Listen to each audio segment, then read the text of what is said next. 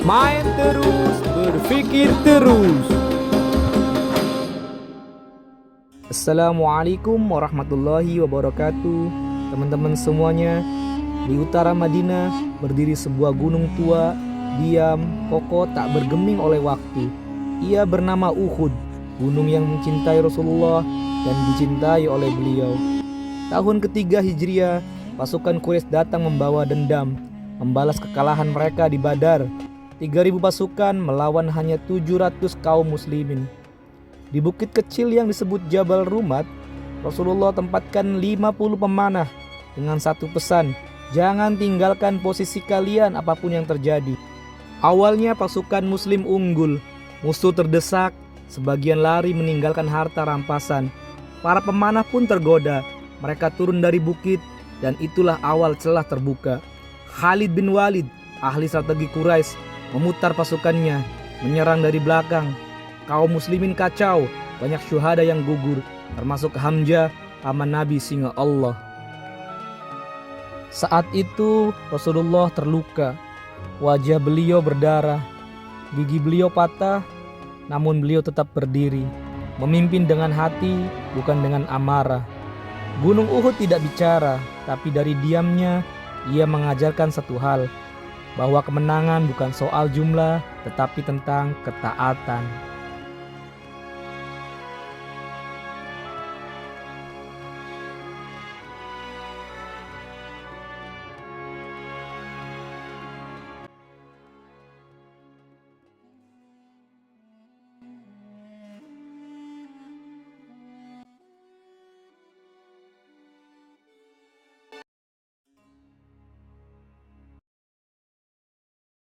Ini adalah Masjid Syuhada Uhud, terletak di kaki Gunung Uhud, sekitar 5 km dari pusat kota Madinah. Masjid ini dibangun di dekat lokasi gugurnya 70 sahabat Nabi dalam perang Uhud, termasuk Hamzah bin Abdul Muthalib. Hari ini, masjid ini menjadi tempat ziarah, refleksi dan doa, mengingatkan umat Islam akan pengorbanan besar demi tegaknya agama.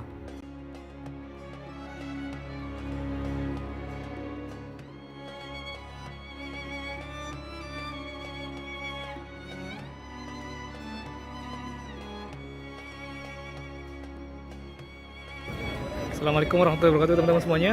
Saat ini saya lagi ada di Masjid Uhud ya teman-teman. Jadi di belakang saya ini adalah makam para syuhada ya, yang wafat, yang gugur, yang syahid saat peristiwa perang Uhud ya.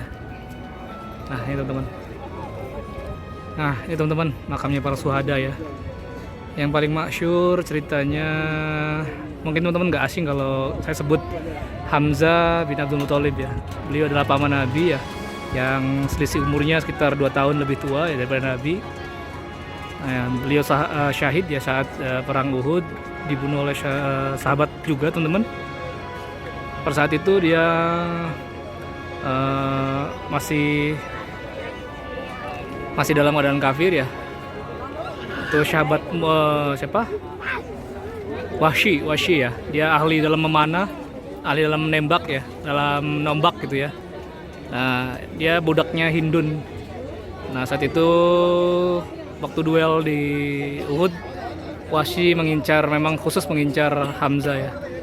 Dan masya Allah ini di sini teman-teman, masya Allah, sahabat mulia Hamzah dimakamkan ya. Masya Allah, ini makamnya para syuhada yang insya Allah bakal dibangkitkan di surga dengan darah yang begitu harum insya Allah. Nah ini teman-teman, tadi kan tampak dalamnya ya, Masjid Al-Syuhada Uhud. Ini luarnya teman-teman, masya Allah megah ya. Nah teman-teman, nanti saya review ya lokasi di mana sih bukit yang para pemanah itu, di Bukit Uhud ya.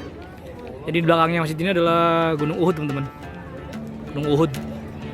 Nah teman-teman, kalau kita ke arah kanan ya, nah itu adalah bukit di mana peperangan itu terjadi ya. Nah nanti kita ke sana review teman-teman.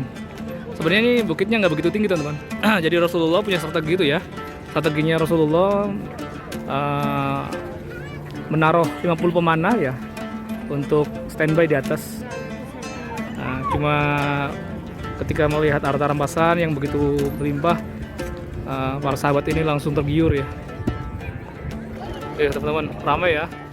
Ini saya setelah sholat maghrib teman-teman, sudah nampak ramai ya. Tuh. Jadi teman-teman, di sinilah letak di mana bukit yang Rasulullah titipkan untuk para pemanah itu standby ya. Tapi mereka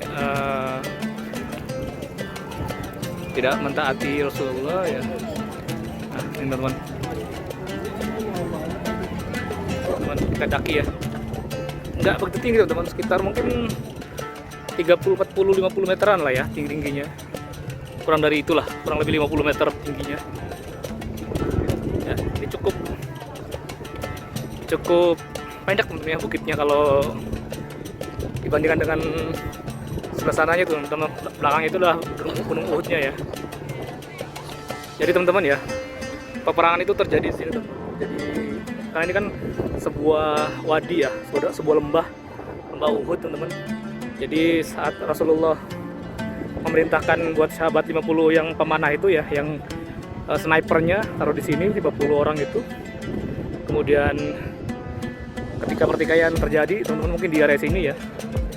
Nah itu sahabat Khalid ya, saat masih kafir itu, dia melihat peluang bahwa kekuatan muslim itu ternyata ada di balik bukit Uhud ya, yang Rasulullah titipkan untuk para pemanah itu. Akhirnya sahabat Khalid itu dia muter teman-teman, muter nih. Nah, jadi dia dari belakang sana. Begitu para sahabat yang sniper pemanah ini pada turun ya, mencari rampasan perang. Akhirnya dari belakang mereka kewalahan teman-teman menghadapi serangan dari sahabat Khalid ya. Tuh, ini bukitnya teman-teman, masya Allah. Teman-teman, Rasulullah tuh sangat ahli dalam strategi perang, masya Allah. Memang ini adalah tempat dimana yang paling ideal untuk mengincar seorang dari atas ke bawah itu memang ideal teman-teman, karena memang pandangannya sangat jelas sekali dari atas ke bawah itu memang luar biasa, jelas kelihat ya. Memang Rasulullah memang ahli dalam strategi perang teman-teman, diakui atau tidak, tapi fakta sejarah mengatakan jenderal perang terbaik adalah Rasulullah SAW.